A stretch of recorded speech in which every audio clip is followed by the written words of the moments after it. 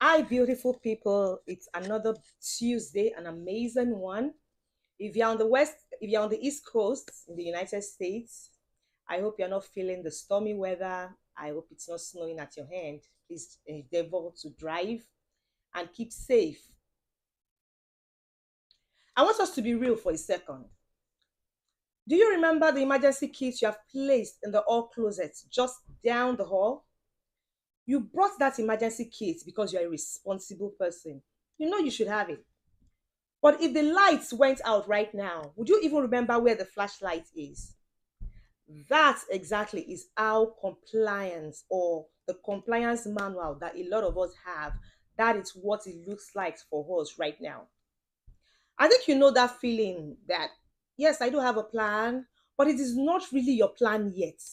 And that is because it is what is keeping you up at night. Let's be sincere with ourselves. That is what is keeping you up at night, not the auditors.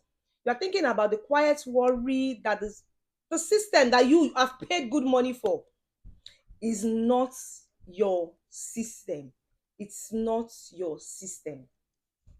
I was actually having a lot of thoughts during the weekend, and that's one of the reasons why I'm going to promise you today that in less than 30 minutes, I want to be able to provide you with practical ways so that you can bridge that gap and ensure that you can make your compliance policies a part of your organization's daily rhythm. Last week, one of the things that we discussed about when we were talking about compliance as well, and compliance without chaos, is the fact that you need to ensure that you make the compliance policies a part of your organization's daily or weekly routine. I know that the problem is not the intent because you have the policy. Yes, you do have it because you care. The problem that you have is what is referred to as the silent tax. Now, the thing with the silent tax is that that is the gap between the policy that you have created and the actions that your people are taking on it every day. That is because they are taxing their focus. You are worrying instead of leading. It is taxing your resources. You are reacting instead of building. And at the most importantly, it is taxing your peace of mind. That weight is not on your IT guy's shoulders. Let's be sincere. As a founder, it's on yours because it's distracting you from building, it's distracting you from leading, it's distracting you from whatever mission that you have created to start this whole. If you have started a company in order to be a non-profit, it's starting to become your compliance needs are starting to become a distraction and it's taking away from that. So I need us to make a shift today. And the first shift that I need you to make is to stop thinking of your compliance policy as a policy. I need you to stop thinking of your compliance policy as a policy. What I want you to do is start treating it like what I will refer to as your system's operating system, or what I would call your security operating system. I think that's a better word. Let's refer to it as a security operating system. Think of it like the software that runs your laptop. Think of it like a software that needs to be installed, a software that needs to be updated, a software that needs to be used by everyone at every point in time and every day. Your job is not to own that document. Your job is to integrate it into your organization's operations. Every time you are using Windows, you don't have to use the manual, you are using the operating system. And that is how I need you to start looking at your compliance policies. Now, let me tell you one of the interesting things I have discovered about compliance is that it just gives you some benefits when you start integrating them into your system. When you integrate them into your system, three things will change. Number one, as a founder, as a leader, you are going to get some freedom. In fact, not some, a lot of freedom. All those nagging thoughts that you've been having, they're going to be replaced because you will have what is called a working and known process. The fact that you have a known process will give you more time to be able to focus on the growth of your organization. Number two, it is going to allow you to scale. You are no longer the only one with the knowledge with which that policy is working because it is now integrated into your team's reading. Believe me, that is enhanced growth. Now, number three, I want you to build what I will call scalability. What this does for you is that whether you're seeking an investment, whether you're trying to create an exit plan for your business, you will have what is called a secure operation in place, and it is demonstrated. It is a secure operation that is not just demonstrated as a cost, it becomes a premium asset on your balance sheet. That way, you can successfully talk to enterprises that you want to work with, you can talk to investors that you want to work with, and that is one of the reasons why I've decided to call it scalability. For this stage, I always give you frameworks, I always give you steps and processes that you can work with. I've decided to give you 3 steps today as well. And these 3 steps are what is going to ensure success. But I don't want us to forget our mantra for success. Do we remember when it comes to compliance, we have a mantra for success: simplify to clarify, standardize to unify, strengthen to sustain. Simplify to clarify, standardize to unify, strengthen to sustain.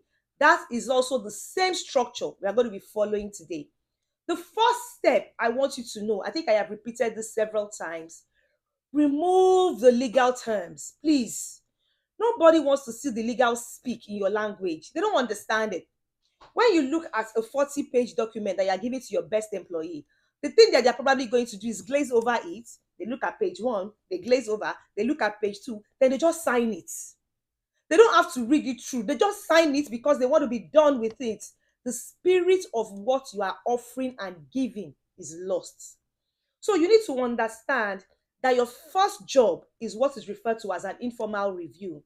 What I would want you to do in this place or in this state is that take that policy, or what I would call the policy document. I think a lot of people call them policy documents. I'm going to say policy document. And in this instance, I'm not talking of your organizational policy documents. No, I'm talking of your compliance policy documents. Remember, I want you to take out 3 important pages, 3 of the pages that you feel are most important to the welfare, the well-being, the operations, and the objectives, as well as the goals of your organization. Then sit down with stakeholders. That's why I've called it an informal review. You need to sit down with the key officers, the stakeholders, then start asking questions. The first question you should ask is, what does this mean for us? When we are looking at doing this, how does it apply to our organization? How will it affect us? How does it affect our operations? What kind of impact does it have on us? What does this mean for us? By asking that question, you can actually turn all those rules into just one clear sentence that everybody on your team will remember. Believe me, it's going to make life very easy, not only for yourself, but also for everyone on your team, because you are putting those rules into single statements. You can say something like, we verify before we click, we confirm before making a payment, client's data is a sacred trust. Those are simple statements that are easy for your staff members to follow, because now it's no longer a policy that they just signed. It becomes a promise that they start to live by.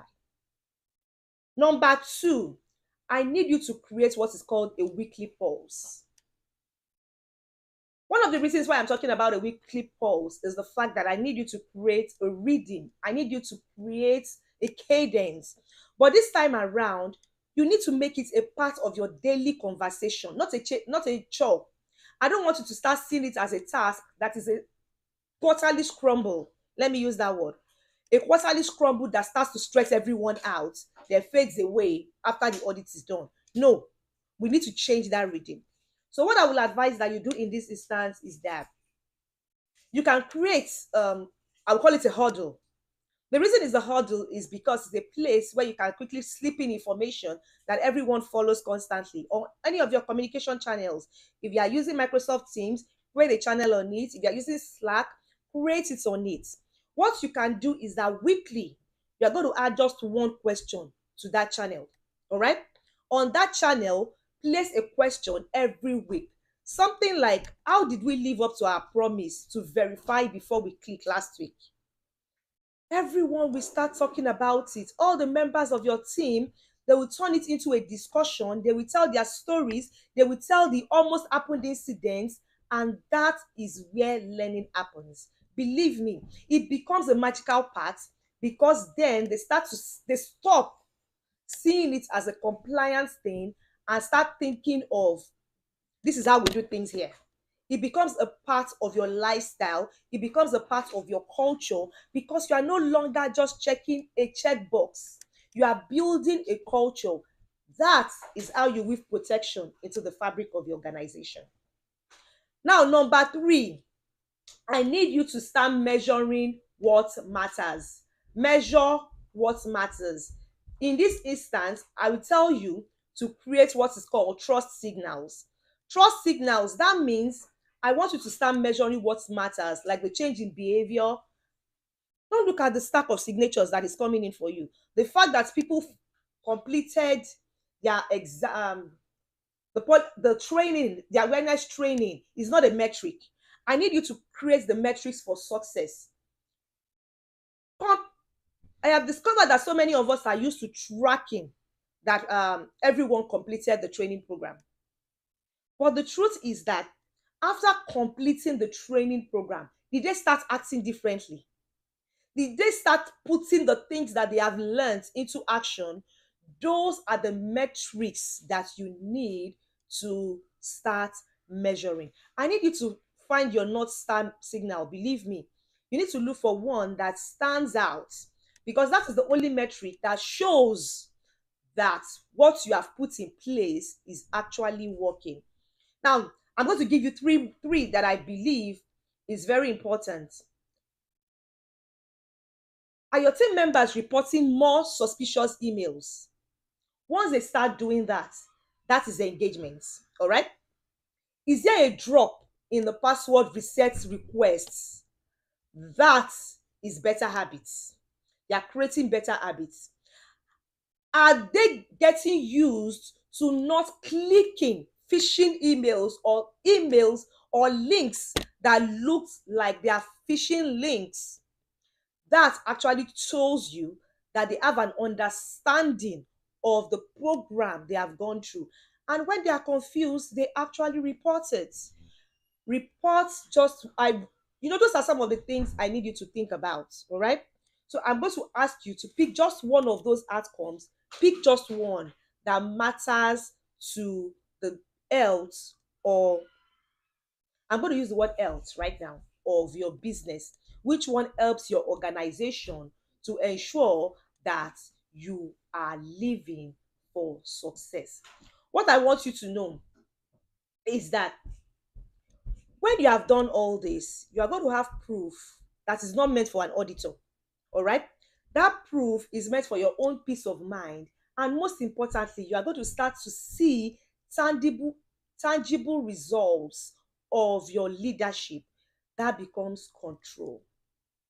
Most importantly, you are going to have peace of mind, and you are not going to lose your sleep in the course of the night. So I want us to put everything we have just talked about together right now. I want you to stop thinking of it as a scary manual in a drawer somewhere, and start looking at it as a part of your organization's culture as well as lifestyle. Simplify by translating the document into a language that everyone will understand. One pager, just one page. Standardize by embedding it into a weekly pulse. That's number two.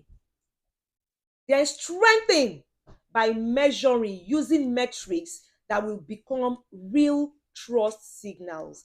The reason I am calling them trust signals is because they are signifying to you that something is going right. Something is going right within your own organization. That is one of the reasons why I have decided to call them trust signals. So this is what I need you to do this week.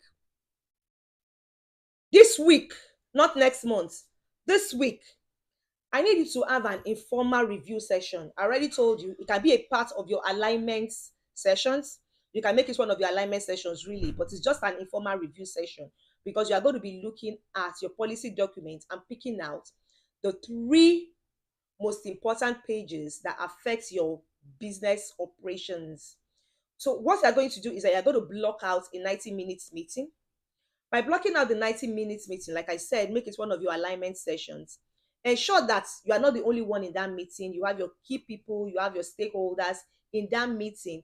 That compliance manual that you have kept hidden in the drawer, bring it out. All right. Then out of that meeting, like I said, look for 3 pages. I know some people may say, oh, we have more than 3 pages. That is not important. If you have a million pages, just ensure that you're going to be walking out of that meeting with just 1 page. 1 page. 1 page. Now, that 1 page is going to have your rules in your words, your rules in your voice, your rules in the understanding that your team members can conveniently work with. I don't want you to overthink it. I don't want you to try to fix everything. No, that's not the way it works. I just need you to start the conversation. That's how you are going to be able to build the bridge. You need to understand that that compliance manual that you have just brought is the seed. What you are trying to build from it is the daily habits, the shared promises, the visible proof. That is the harvest. It's not about building a taller fence. That's not what we are talking about. It's about building a stronger home. It is one where you can lead without second guessing yourself. It's a place where you can build a legacy that lasts. That is the goal. So I need you to go ahead and go make a great, beautiful, and wonderful decision that will stand as growth and help you not only grow your business, but also your mission. Enhance your mission to ensure it leads to success. I know some people have been thinking, oh my gosh, she has put in a lot. But remember what I said, simplify to clarify, standardize to unify, strengthen to sustain. Once you look at it in that direction, every time you look at that mantra, it makes life very easy for you because then you know what you do. You know that if you're going to be simplifying, you're going to be turning your 1 billion page policy document into a simple one pager. That is your simplify by removing all the legalese, all the legal speak, all the big English that is there, and then you're going to turn it into something that you easily understand. That is how you simplify. You standardize. In this situation, I have told you that the only way that you could actually standardize is by building a weekly pulse into your routine. Then you strengthen in order to sustain. The only way you can strengthen is to ensure that you're living by the rules and turning it into a one pager that everyone in your organization can easily understand. It's been another beautiful, amazing Tuesday. It's been another beautiful session. Please don't forget to send in your questions in the comments. It's very important because that is the way the community grows. When you send in your questions and we're able to answer the questions, that is the way the community grows because every other person can get to learn from it. I want to appreciate you so much for joining on this session. Until I see you again on Thursday. Today is Tuesday. Until I see you again on Thursday, endeavor to stay safe. And remember, you are hosting your informal review session this week. Have an amazing, beautiful, and wonderful day. Stay safe.